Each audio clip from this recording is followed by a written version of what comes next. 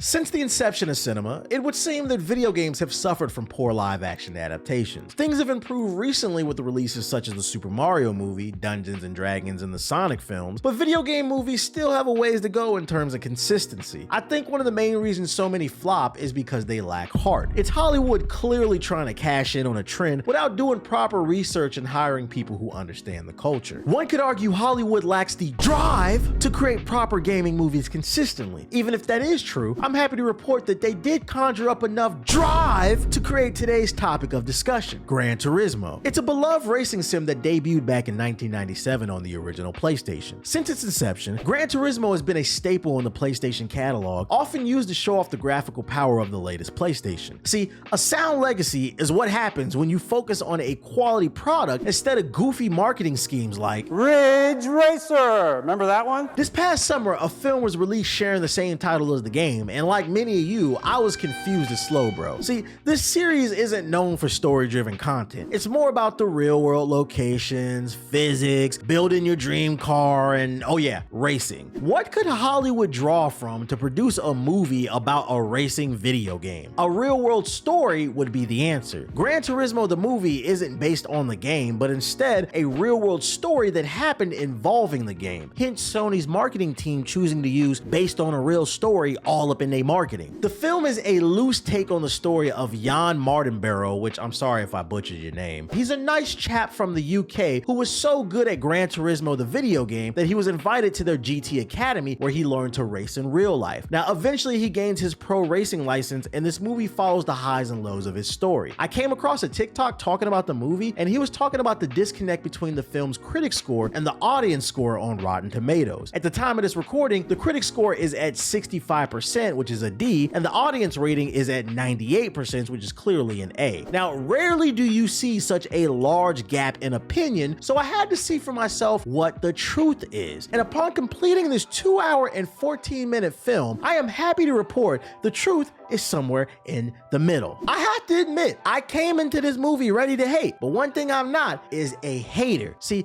I give credit when credit is due, and Gran Turismo is like a solid 7.5 to me. This was not a bad movie. It had more to do with racing and race culture than the last 69 Fast and the Furious movies. The reason I'm producing this video is because I'd actually recommend this to friends. I don't have friends, I got family.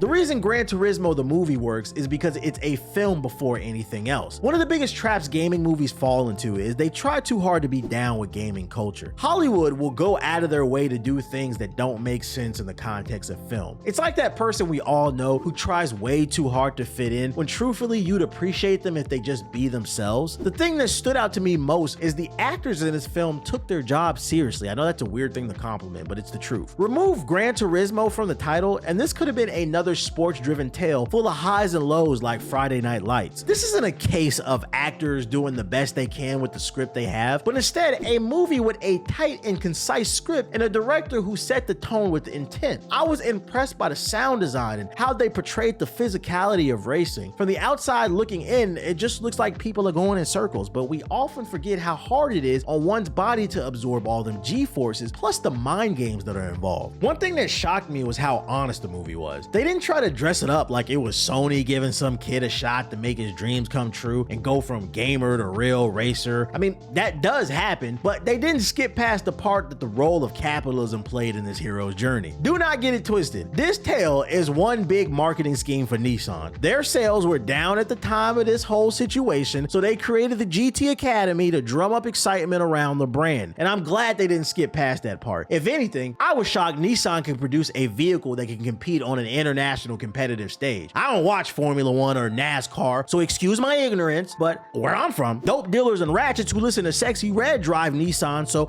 I was taken aback by all this technology that they had on display in the movie from Nissan. I also learned I've been saying Nissan wrong all my life because in the movie they kept saying Nissan or it ain't Nissan. I don't know. I think where the movie drops the ball is at times it tries too hard to remind you this is a movie inspired by a video game. This happens more so in the first half of the film than the second, but it did feel a bit cringy and out of place. There's times where he's in an actual car and they'll animate a racing sim wheel set up on him as if he's back in his room, and I'm just sitting there like, bruh, we get it. Gran Turismo is a video game. It's literally in the title. At no point in this 2-hour runtime did I forget that. And there's also times where they attempt to throw gaming lingo into the film, and it was just cringe as well. Like one of the pit members calls the main character a noob.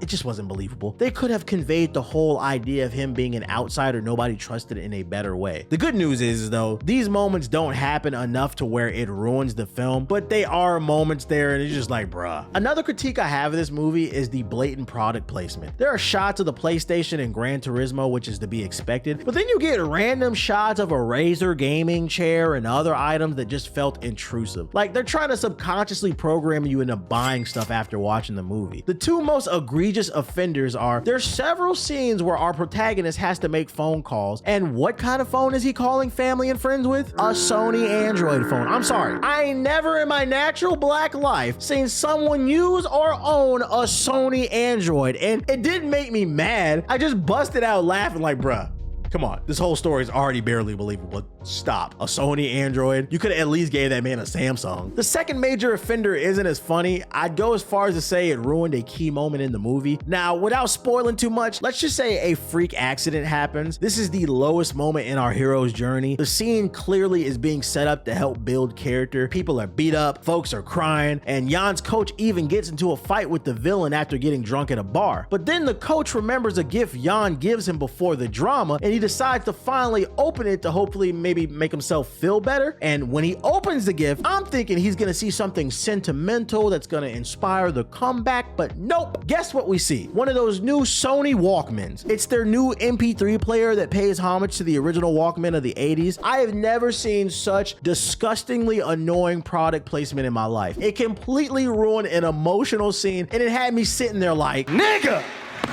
I also wish they would have given the villain more motivation. I think that would have helped take the film to another level. There's barely a villain in the film. It's more so about Jan battling his weaknesses and insecurities. The villain that is there is just some rich spoiled kid who doesn't like sim racers coming into his arena of real racing, so he uses his daddy's money to try to blackball the hero. I understand that might have happened in real life, but this was a movie based on a true story, meaning they could have took some liberties with Jan's story to spice things up for the movie. All in all, I enjoyed Gran Turismo the movie. It's actually got some heart. The trailers for this film did it no justice. Those cringy gamer moments I mentioned earlier seem to be the focus of the trailers, which put a lot of people off, including me. I'm here to tell you that Gran Turismo is the opposite of The Flash. The Flash's trailers were amazing, but the movie sucked. Gran Turismo's trailers sucked, but the movie's solid. So I think the critics were a little bit off with that 60 overall Metacritic, but I also like to say I think the audience is wilding by scoring this thing a 98%. Scoring a movie 98% means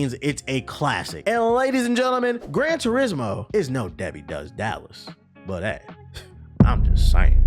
Now, if you made it this far into the video, I'd like to thank you. Clearly you enjoyed the content, so please hit the like button and subscribe if you're new. This channel is all about giving hot takes on the latest pop culture, so why not subscribe for more? Also, I mentioned earlier the Flash movie. I actually did a whole breakdown on why the Flash lost over $200 million. And if you want to know why, feel free to click the card on the screen and hook a brother up with some more watch time.